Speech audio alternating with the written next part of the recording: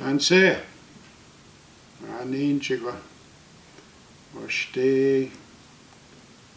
My French is not that great, but bonjour. Hello, folks. GYM. I'm here to talk a little bit about my involvement with growing young movers. You know, when I was going to the University of Regina just to work a little bit with the U of R education, and I met Lee and Brian and Sean, you know, that worked with the this program that got this project started, and you know, immediately kind of caught my interest, you know, because it's young people and it's cooperative games. Because I've always worked with young people as a storyteller and as a drummer and as a musician, you know, and mostly from storytelling, going all over Canada.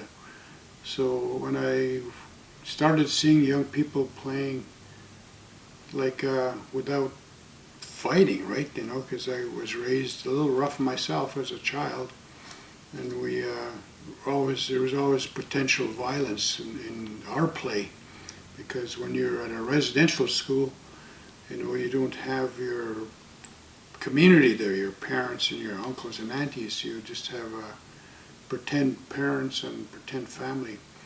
So our family was just amongst ourselves, you know, as kids and as young adults and then teenagers. So when I saw GYM doing the work that they were doing, it reminded me, you know, of the days when we used to just have a free-form playing. Maybe it was flag football, or maybe it was running. It was something that we did together as young people while we were in residential school when I was there.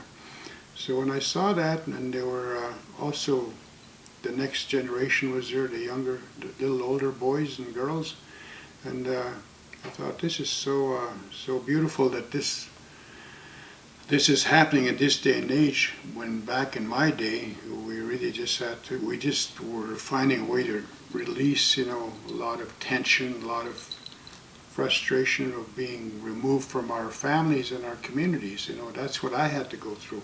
So play really played an important role, and the same with competitive sports.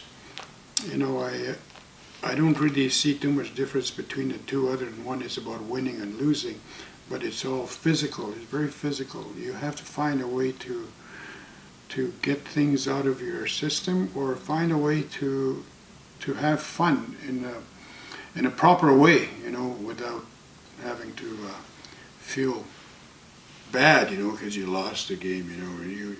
One should just feel good because they're moving, you know, they're moving their body. And I thought, this is amazing. This is something that I have never seen over the years, you know, in phys ed programs. A lot of times it's, you know, there's competitive sports, or there has to be an element of competition.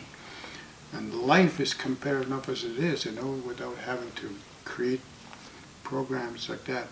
Or, you know, so when I saw young people working and playing and having fun, just sheer fun, and they're getting exercise, you know, they're getting fit, you know, they didn't have to do anything else but play. I remembered when we used to go down to Prince Albert, the gymnasium, and we'd play for hours, you know, just shooting balls, you know, and sometimes we'd go for long runs, you know, and we'd just do it because we wanted to. So, you know, GYM was perfect at the time that I came into it, because it kind of connected my past to the present, and it also included a little bit of an element that I learned much later in my life, which was the Indigenous culture, you know, Indigenous songs, Indigenous stories, and I applied that with the young people here with GYM. We could sit in circles and talk openly, and even just smudge and do a little song. You know, those are all part of who we are, you know, as human beings, as Indigenous people. And to see university faculty working with young people, you know, that's right. That can't go wrong. You know, that's right. That's like, these are mentors, and that's built in even right from the start when the faculty members worked with the young boys and girls, the teenagers, to work with the little kids down below. And then that's transferred to the younger, the next generation there. You know, as they got older, these young boys and girls started to mentor the children and watch over them. They learn how to respect these kids that they're not really necessarily related to. And that's what I could relate to that, because that's the way I was as a kid. We didn't know each other, but when we played, just something happened that we just enjoyed being together through play and through sports.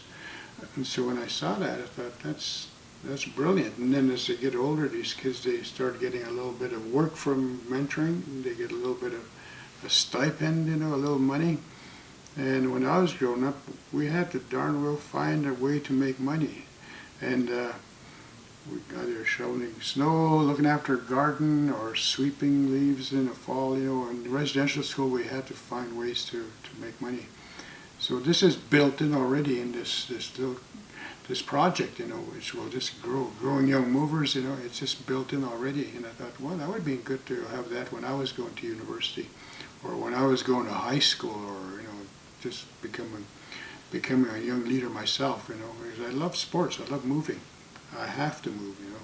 So that's how I got involved with this project. So I'm really glad to still be here and being part of this project and growing young movers.